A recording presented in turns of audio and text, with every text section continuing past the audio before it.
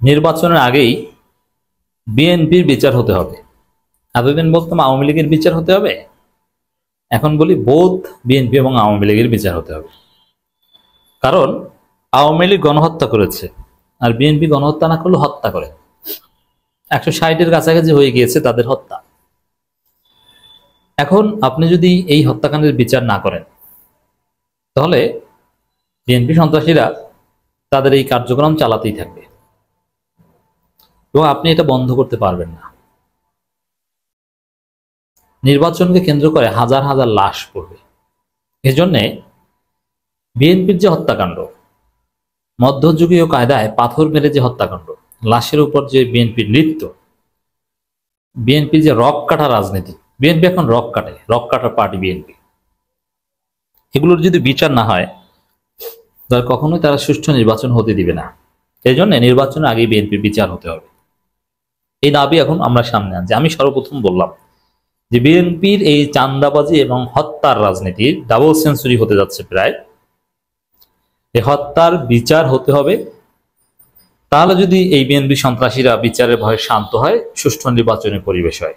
নির্বাচনের আগে এটা করতে হবে। দর্শক, বিএনপির মূত্র বিষয়ক সম্পাদক দুদু বলছেন, নির্বাচন হলে বোঝা যাবে কোন দল কতটা শক্তিশালী। দুদু আচ্ছা, এর জবাবে বলবো, আসলে যা ঘটছে,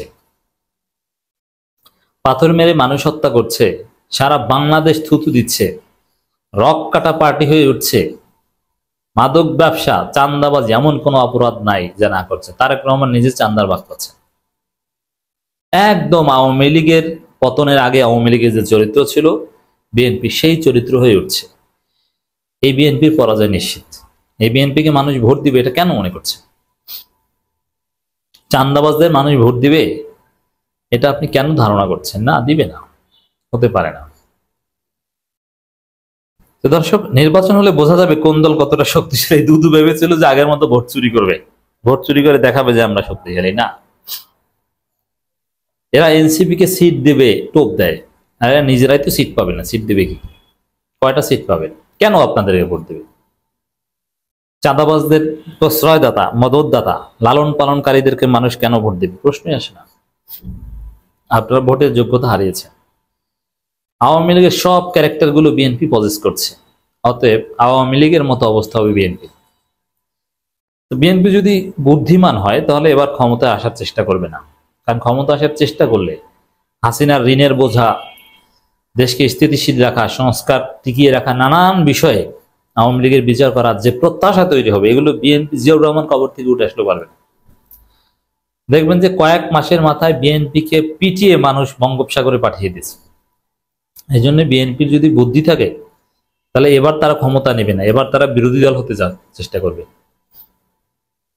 মানে এবার যারা এই নির্বাচনের পর যারাই ক্ষমতায় আসুক, রাস্তা একটাই, সেটা হচ্ছে ওই যে জাতীয় সরকার 5 বছর চালাক, দেশটা একটা স্থিতিশীল অবস্থায় নিয়ে যায়।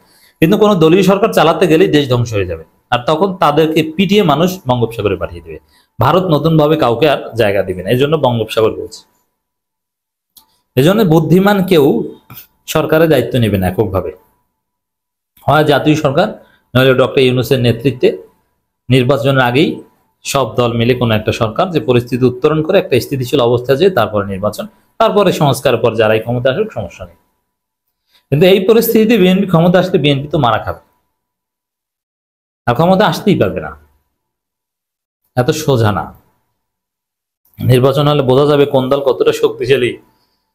আরে ভাই, প্রস্রাব করার শক্তি আর নির্বাচন জিতে আসার শক্তি এক নয়। দুদু মনে করেন যে আমার পেটটা অনেক বড়, মূত্রথলি অনেক বড়, অনেক প্রস্রাব করতে পারি, যার ফলে আত্মবিশ্বাসী হয়ে বলে যে প্রস্রাব করে ভাসিয়ে দিবে। ভাই, আপনার প্রস্রাবের মূত্রথলি বড় হওয়া, প্রোস্টেট কত মিটার, প্রোস্টেট, পিভিআর, এগুলো বুঝেন? মেডিকেল সায়েন্সের পরিভাষা। এই দুধুর পিভিআর কত ml, এগুলো টেস্ট করার। পিভিআর আর প্রোস্টেট মেপে, মূত্রথলি মেপে নির্বাচনে ভোট মাপা যায় না। আপনি ওগুলো নিয়ে থাকেন, মূত্র দুধু।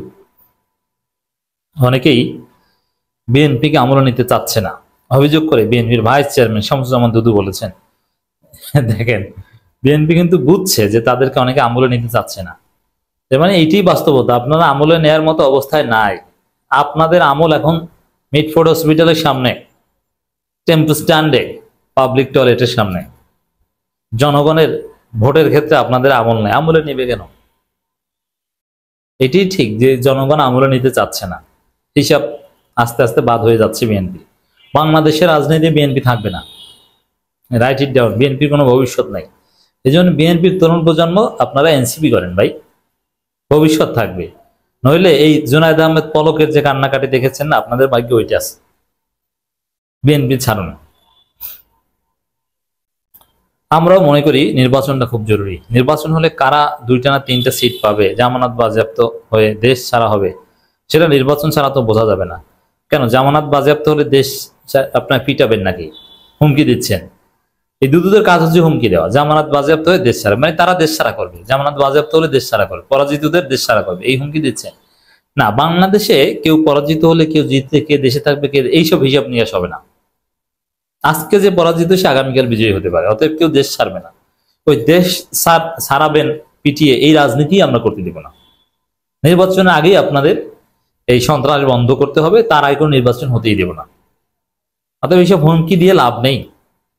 তার চাইতে বরং প্রস্রাব করার হুমকি দেন, যে তোমাদের ব্যালট বক্সে কিন্তু প্রস্রাব করে দিব, তারপরে ব্যালট পেপার ভিজে নাই হয়ে যাবে, অথবা যে সিল দাড়িপাল্লার উপর না হাত পাকার উপর না শাপলার উপর, ওইটা প্রস্রাবের যে অ্যাসিড তাতে ক্ষয় হয়ে যাবে, গুনতে পারবে না, এই ভয় দেন।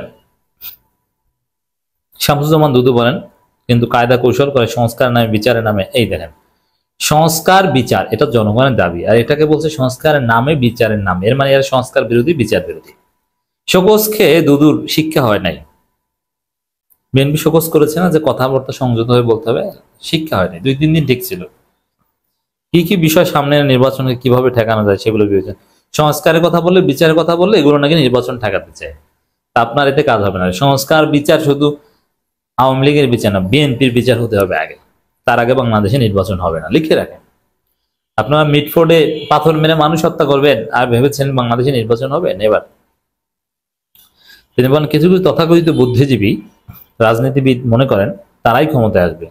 বিএনপি এবারে প্রথম ক্ষমতায় যাবে তা নয়, এর আগেও একাধিকবার জনগণের সমর্থন নিয়ে ভোটে জিতে ক্ষমতায় গেছে। হ্যাঁ, আওয়ামী লীগও গেছে, কিন্তু সে যুগ নাই। আওয়ামী লীগ পালিয়েছে, বিএনপির পালানোর পালা এখন।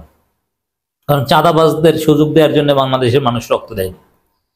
তিনি বলেন তারেক রহমানের সাথে ডক্টর ইউনূসের সাথে লন্ডন বৈঠক বলেছেন তার আগে বাংলাদেশের একটা অস্থিরতার মধ্য দিয়ে চলে গিয়েছিল, কিন্তু কেউ বিশ্বাস করতে পারতো না।